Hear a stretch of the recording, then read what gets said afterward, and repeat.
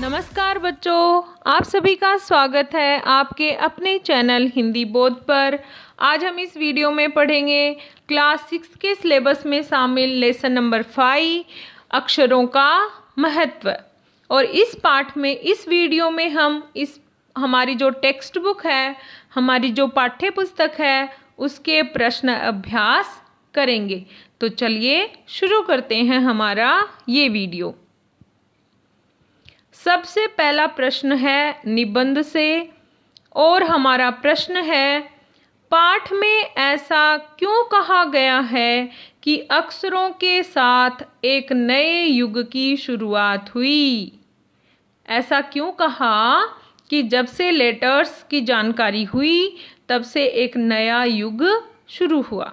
तो इसका उत्तर है, अक्षरों की खोज के साथ एक नए युग की शुरुआत हुई। अब आदमी अपने हिसाब किताब को लिख कर रखने लगा।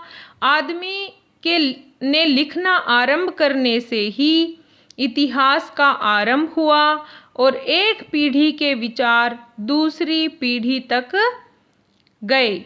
इसी के साथ विकास गति तेज हुई और इस प्रकार एक नए युग की शुरुआत हुई। अगला प्रश्न है प्रश्न 2, अक्षरों की खोज का सिलसिला कब और कैसे शुरू हुआ। पाठ पढ़कर उत्तर लिखो। तो उत्तर है, अक्षरों की खोज का सिलसिला लगभग 6000 वर्ष पहले शुरू हुआ। इससे पहले व्यक्ति चित्रों के द्वारा अपने भाव व्यक्त करता था, जैसे पशु पक्षियों आदमियों के चित्र। बाद में भाव संकेत अस्तित्व में आए। इसके बाद अक्षरों की खोज हुई। अगला प्रश्न है प्रश्न नंबर 3, अक्षरों के ज्ञान से पहले मनुष्य अपनी बात को दूर दराज के इलाकों तक पहुंचाने के लिए किन किन माध्यमों का सहारा लेता था। अक्षरों का जब ज्ञान नहीं था, उससे पहले मनुष्य अपनी बात को पहुंचाने के लिए क्या करता था, ये हमें बताना है। मनुष्य अक्षरों की खोज करने से पहले अपने संदेशों को दूर दराज के इलाकों तक पहुंचाने के लिए चित्रों का सहारा लेता था। वह पशु पक्षियों आदमियों तथा अन्य वस्तुओं के चित्र बनाकर अपनी बात दूर दूर के इलाकों में पहुंचाता था। बाद में इन चित्रों ने भाव संकेतों का रूप ले लिया और मनुष्य इसके माध्यम से अपनी बात पहुंचाने लगा। अगला प्रश्न है भाषा की बात का और इसमें दिया हुआ है उपसर्ग। उपसर्ग शब्दों से हमें मूल शब्द और उपसर्ग अलग करने हैं और हमें मूल शब्द का अर्थ लिखना है। तो पहला शब्द है असफल, अनुचित, अपरिचित, अदृश्य, अनावश्यक, अनिच्छा। इनमें हमें पहले क्या अलग करना है, उपसर्ग।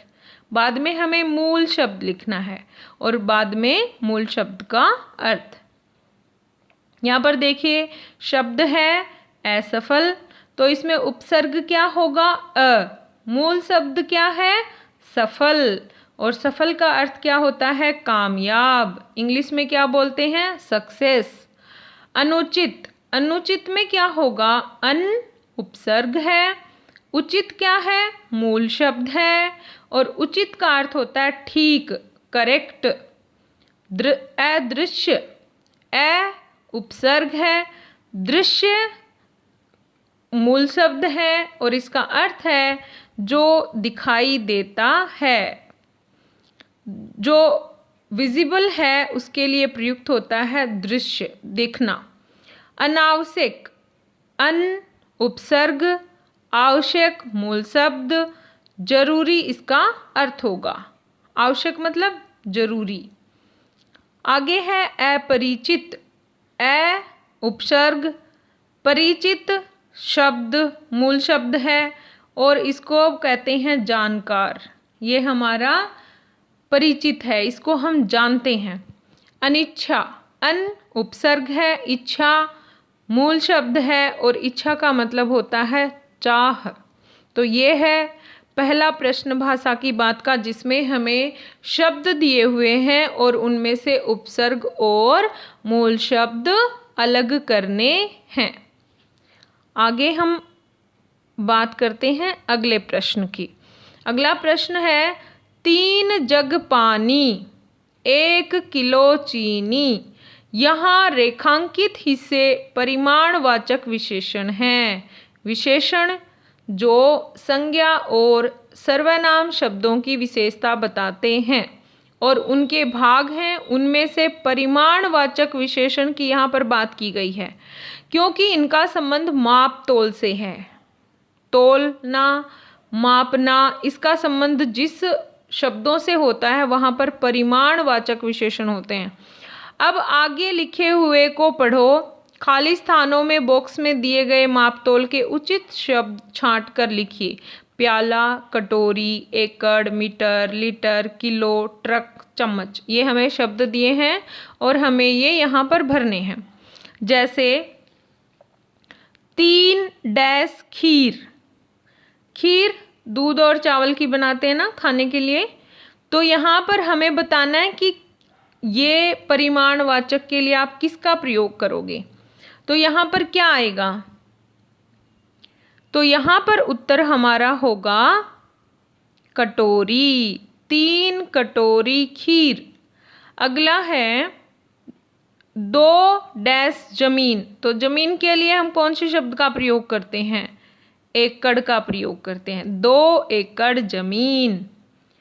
6 डैश कपड़ा। तो कपड़ा हम कैसे नापते हैं? मीटर में कि लीटर में?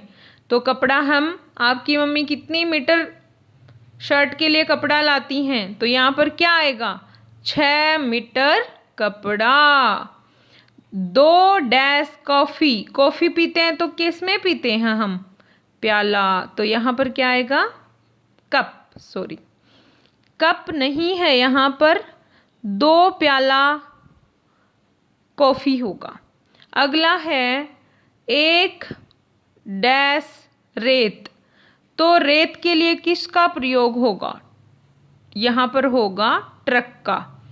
5 डैश बाजरा। तो उसको बाजरा, जैसे गेहूं होती है वैसे ही बाजरा होता है, तो उसके नापने के लिए हम केजी का प्रयोग करते हैं, तो यहाँ किलो होगा।